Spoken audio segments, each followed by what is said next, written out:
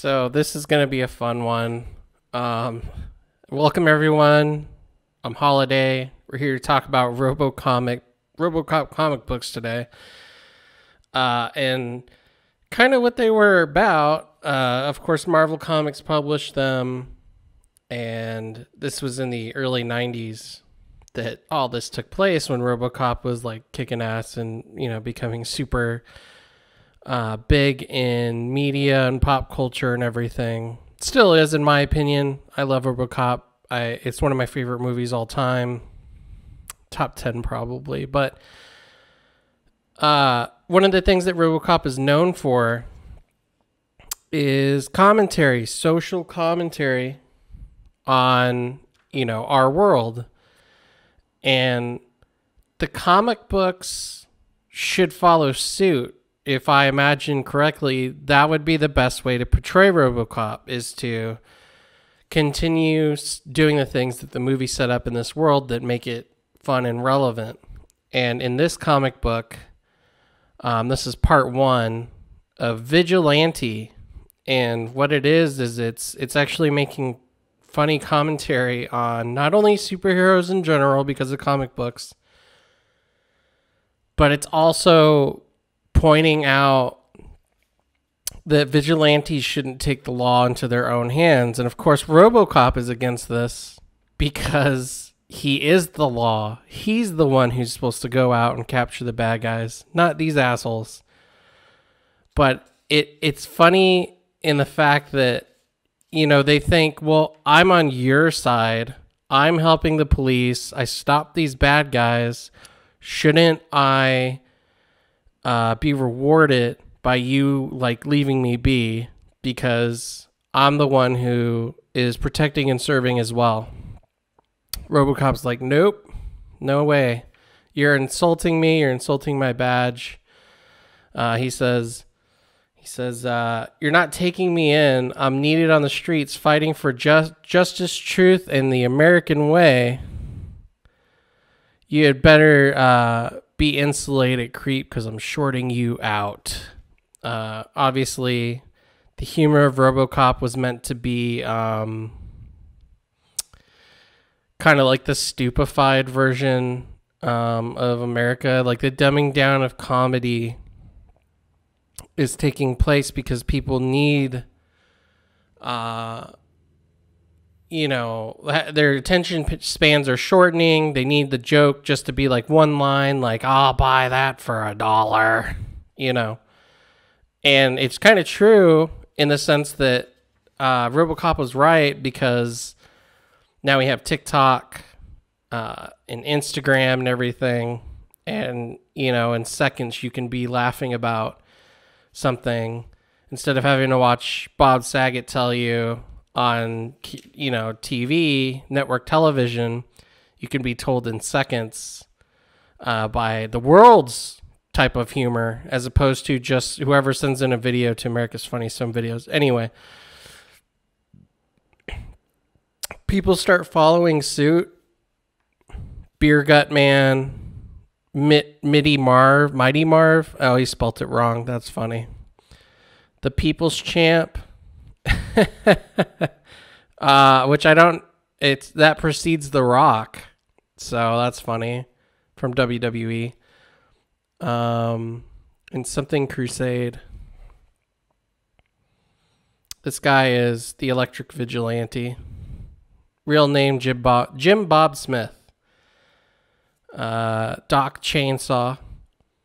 This is a side story, by the way, going on where this kid is being bullied by this gang on hover bikes. Which I guess would make sense in that if this takes place after Robocop 3, where it shows him with a jetpack, of course there would be hover bikes. But he'll eventually be killed, and then his dad becomes a vigilante to go chase him down, all that. That's what all this setup commentary is for, is that also revenge never gets anything solved. But this is hilarious because it's he's like, we're on the side of the cops. It ain't illegal to put on a suit and prowl the night, is it? Perhaps not, but it is illegal to use a chainsaw on people, even criminals. Yeah, commie-loving liberal. I'll show ya. And you claim to be on my side? Hypocrite. I will show you. Obviously, right-wing... It's saying that right-wing people, conservative people, are the loonies. And that anyone who says different is a commie and a liberal lover. Again, you know, commentary for what was going on at the time. The 80s, while they produced great music and great movies, apparently, as I'm told because I was born in the 80s, were not a great time to like have been in America, you know, with trickle down economics, Reaganomics, the rich saying, if we get rich, you'll get rich too. Just stay out of our way and let us do whatever we want. That's basically what they were saying. And of course, as it also has commentary in Robocop, the police are trying to do their job. The commercials are in here, but it says that OCP, which is a corporation, is running this. The reason all this is happening is because they're running a vigilante show. This guy who goes out with a camera crew and they fight and stop crimes that they feel that he can do without violence. And 90% of the population in Detroit now watch this show, and that's what's disrupting and creating everyone to become vigilantes. It's actually really, really good. I love the idea of that because it fits so well into the world of Robocop. So he goes out and they're, a vigilante never does anything illegal, but do not try to be a vigilante yourself. Despite the glamour and the thrills, it is illegal. And they use that as a disclaimer. You won't sweat with sweat free, ozone friendly and clog free. I like that they have the commercials in here. Oh, this is also an iconic ad which ran in some comic books in the 90s of the Splatterhouse video game. It was made into a comic book ad for TurboGrafx. It was also in the arcade and everything, but this is just, I absolutely have always loved this ad. Even as a kid, I was like, where do I get my Splatterhouse comic book? And I didn't know that it was just for an ad. I always thought it was a real thing. If anyone knows if it was a real thing, please let me know, because I would totally buy that and review it. But 1988, 1990 TurboGrafx trademark, Splatterhouse, trademark of Namco. Yeah. So anyway, they're profiting from all this vigilanteism because of the viewership, and it's not specifically like the views they're getting, but the ad revenue that you got from network television back in the day. That's really what it is ad revenue. And it's funding OCP to take over Detroit and become the kind of like totalitarianism of running the city and controlling it, controlling the law, controlling everything. Obviously, Robocop is opposed against that. So he's setting out on this adventure to stop not only crime, but crimes that he thinks vigilantes would try to be a part of. And I got to give it credit to the artist for having to draw this every single panel. And the reason I bring that up is because I know the page turn here that sometimes you just don't want to draw it every single panel. And I get that. I absolutely get it. Using blacks to fill it in. I mean, not just because you would do this anyway, right? But just having to draw Robocop so often, Jesus Christ, it would drive me crazy. I'd probably do this for like a month and be like, nope, I'm done. One issue was good. I'm good. um, the law meets fire with fire, which sounds like a very Judge Dredd line in a way, which, if anyone doesn't know, Robocop is a derivative of Judge Dredd. That's why he was created. In fact, he looked like Judge Dredd in the concept statue that you can see on like the special features of a Robocop movie. So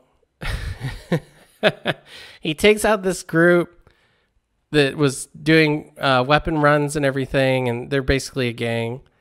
And he's like, another vigilante? And he's like, nice shooting, Robocop. I'm warehouse guardsman. Anything I can do to help? Yes. Stay out of my face. You're lucky I do not arrest you for self-endangerment. I could have killed you. Leave crime fighting to crime fighters. Warehouse guardsman. So he can only do jobs, vigilante jobs as a superhero in warehouses.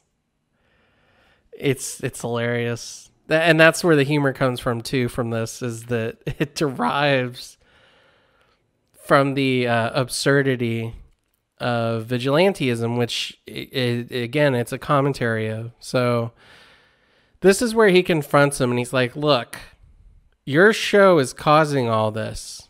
And they say that, look, we don't care because we're protected actually by the law and OCP. Say what, Tiny Ribs? The crime statistics aren't our fault. We put out a legal disclaimer. We tell people not to copy the Detroit Vigilante. Yeah, so why don't you butt out and go and stop some real crime? Hey, what are you doing? I like to see who I'm arguing with, creep. He's getting a visual identity of him. But Robocop realizes there's nothing he can do. It's technically, they aren't breaking the law. The legal disclaimer is, a real thing, but you have to ask yourself, and this might also be the reason why that's in there. Even though you legally can do something, morally should you do it? And I think that's ultimately the biggest thing, the biggest component of the show that they're doing in this comic book is, morally, are you doing the right thing? No. More self-deprecating humor, almost as if the writer's saying what his job is goofy. Censor alert. What is this? The manhole comes up. Any crimes for Sewer Man to solve? I give up. Hey, come back. I'm on your side. Do I smell? Is that it? Sewer Man? Sewer Man? Oh, man. It's all here if you want a really good time with a Robocop comic. This is pretty legit. Got all the tropes of a Robocop movie in a comic book form. This is the setup for the issue that follows this one. This kid being bullied, as they set up at the beginning of the comic, by the gang. Dead. He gets hit. And Robocop's like, look, there's nothing you could have done. It wasn't your fault. His dad sees it. I said pull over. He takes him out. He's pissed off.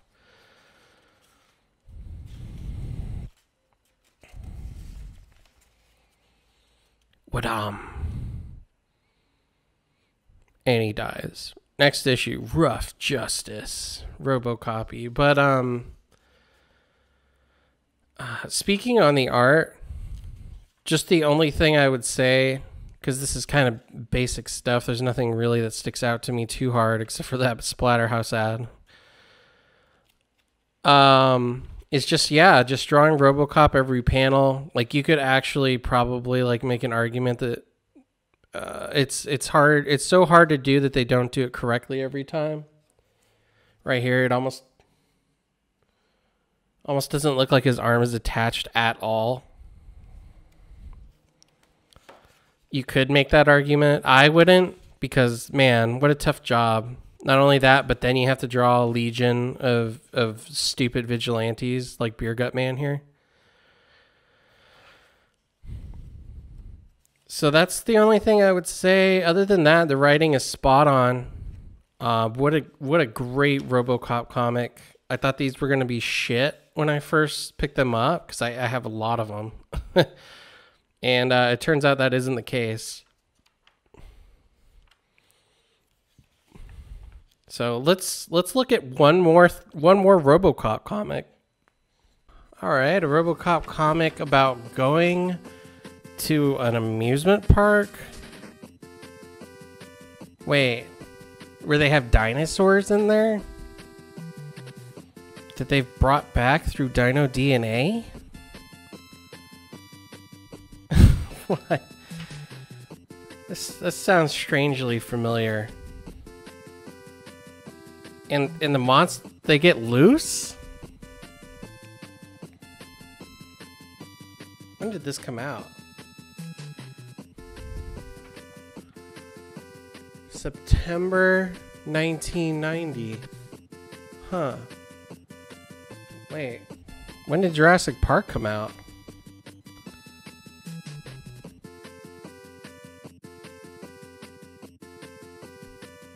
The novel for Jurassic Park came out November 20th, 1990?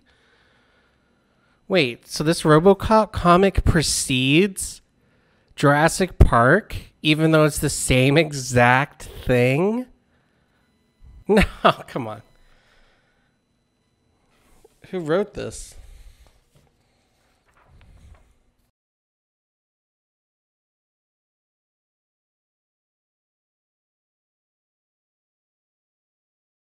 Alan Grant? Alan Grant? What the fuck?